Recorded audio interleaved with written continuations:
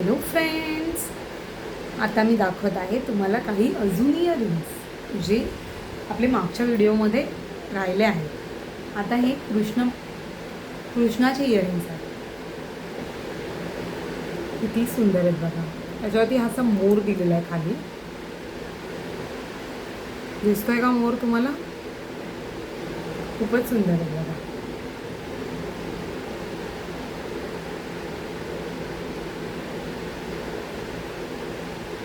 जसे कृष्णाचे इयरिंग्स आहेत. तर गणपतीचे मी तुम्हाला पहिल्या व्हिडिओमध्ये इयरिंग्स दाखवले. हे अजून एक गणपतीचे इयरिंग्स आहेत बघा. अशी सेम तुम्हाला अंगठी पाहिजे तर अंगठीसुद्धा माझ्याकडे आहे अवेलेबल.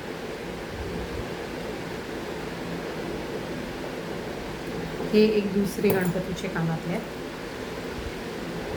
त्याच्या खाली असे मोती दिलेले आहेत.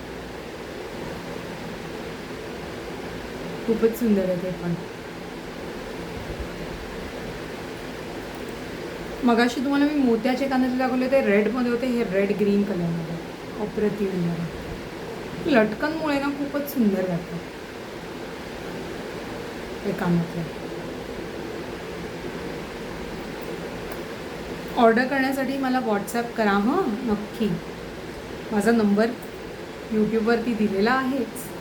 हे एक स्क्वेअरवाले चांगले इयरिंग्स आहेत. अप्रतिम डिझाईन आहे. खाली मोती आणि घुंगरू दिले आहेत. खूपच छान आहे. कानात घातल्यावरती असे हल्ल्यात तुम्ही तर ते मोती हलणार. खूप छान आहे. त्यानंतर कृष्णाचे हे अजून एक इयरिंग्स आहेत. तो बासुरी वाजवतोय कृष्ण.